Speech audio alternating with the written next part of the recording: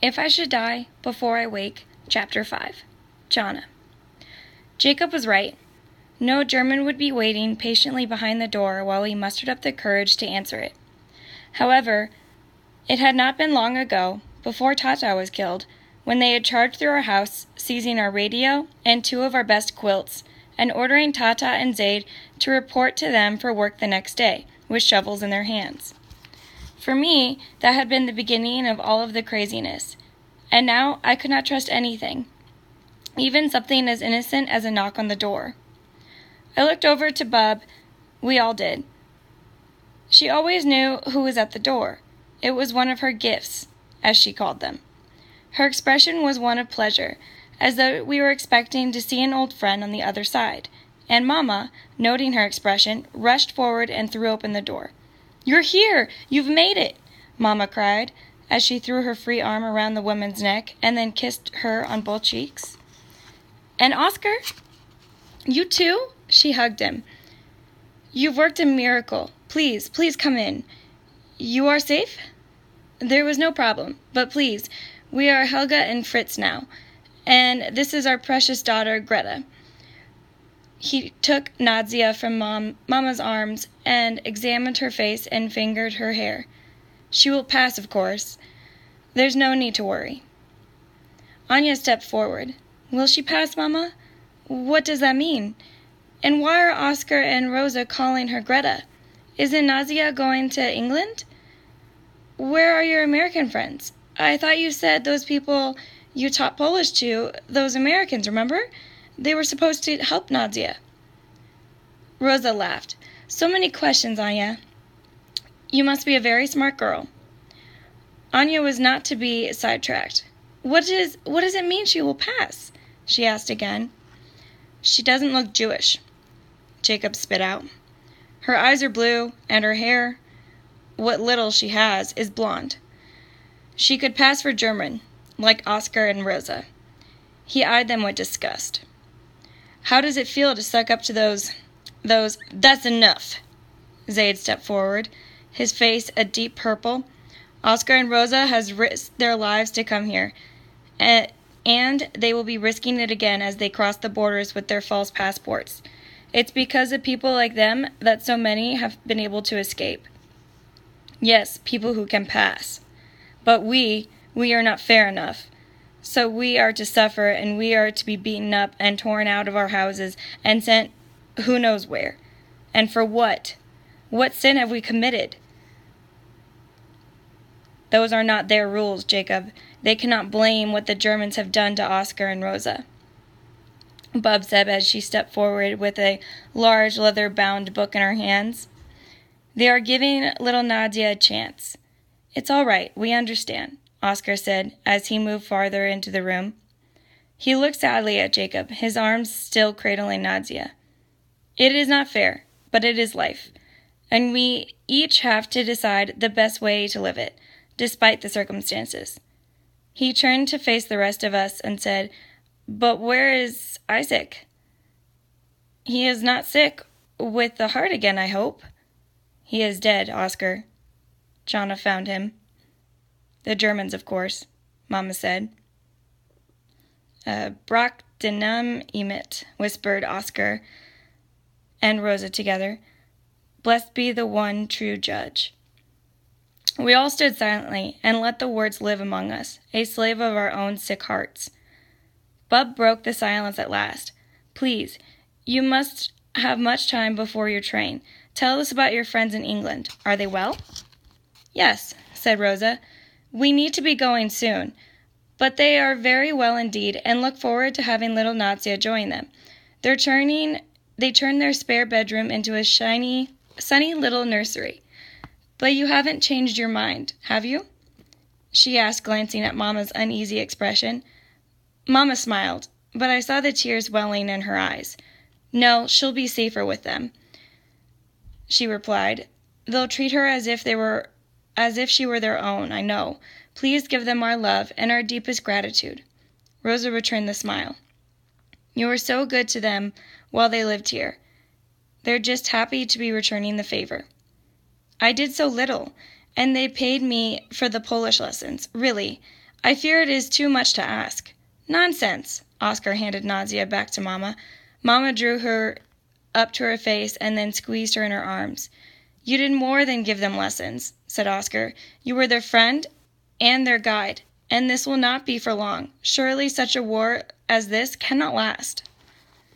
As I stood there in the living room, listening to this couple speak in a mixture of Polish and Yiddish, watching everyone smiling and hovering over around Nadia, I felt the floor beneath me begin to tilt, as though I were on board a ship. For the first time, all of that was happening to us, had been happening to us.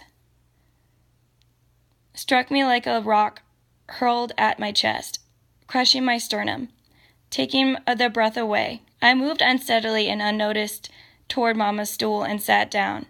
It was all suddenly too much for me to take in. Nadia was leaving, and Tata was dead. Jacob and Mose had tried to escape to Russia, and Jacob came back alone. And 4 blocks away, the Germans had driven out the families living there and had taken them where? Jacob had never said where. To the labor camps? Where were we going? What would happen to us? Would we ever see Nadia again? I couldn't stand not knowing. My hands trembled as Mama called for me forward to say goodbye to my dear baby sister. I took her in my quivering arms and hugged and kissed her goodbye. I was determined not to cry. My first tears were to be for Tata, and they had to wait until after the Shiva, when I could play my violin. That was my rule. And in this crazy, frightening time, that rule became the only thing that kept me from walking the streets, screaming and raging against all that had happened. I stood back and watched Bub hand over the leather-bound photo album. "So our Nadia will know us always," Bub said. "There are letters inside from each of us, and instructions for you, and pictures with our names written below them. She will need to know." She will need to know. Bub had said it with such meaning, such purpose, and I was struck again with so much fear. I didn't think I could remain standing. "We'll take good care of your precious Nadia, you can be sure," said Rosa. "I only wish you all could come with us." I couldn't listen any more. I gave Nadia one last squeeze and hurried away into my bedroom. The bedroom I had shared with Anya and Nadia. I had hated sharing it. I had hated listening to the baby crying and screaming half the night until Mama or Tata would drag in and remove her. And now I prayed that I would be given a chance someday to share my room again with my littlest sister. I fell upon my bed and prayed for emptiness. I didn't want to think or feel or hurt anymore. I just wanted to lie there, numb, until it was all over, until Tata and Mose and Nadia could all come back. Until we could all dress up in our finest clothes, light the candles, bless the wine and the bread, and sit down together with our friends for the Shavuos. There was a knock on the door, and Bub came in. "They have left, Shauna." I rolled away from her and faced the wall. "Good." "Yes, good for Nadia, but maybe not for Shauna." I rolled back over. "What do you mean, Bub, when you said she will need to know? Remember, when you handed them the album?" "I remember, yes." Bub sat down on the edge of my bed. I sat up. "What do you know? What do you see?" "You see something.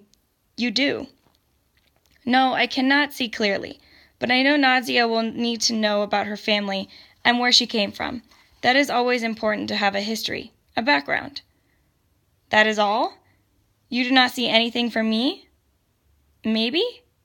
"Bub, where are you going? What is going to happen to us? I'm scared. Aren't you ever scared?"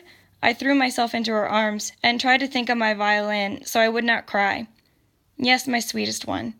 Bub stroked my head. "I see something, but I do not know if you want to hear."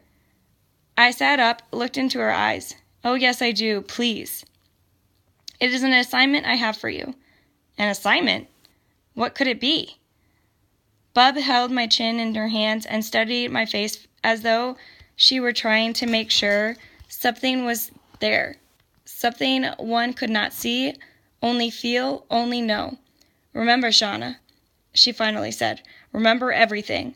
Remember and have faith in God. Always have faith. I pushed away, slid on my bed, and stood before my window. Bub, anyone could have told me that. I wanted you to use your gift. I wanted you to tell me what was going to happen to us. I've told you what you need to know, and it's all I know. The rest we all know or can guess. Bad times are here, and worse are yet to come, but not tonight. Jacob was wrong about tonight. They will not come for us tonight. Remember everything, I said, more to myself than her. Remember and have faith in God. I turned around, but Bub was gone. Again I faced the window, and there on the other side was the girl I had seen just before Tata was shot. She had the same pain in her eyes, and again she recognized me, knew me better than I seemed to know myself, and again I tried to understand. Who was she, staring in at me through the window pane? Was she someone I should remember? Remember and have faith in God, I whispered to her. Always have faith.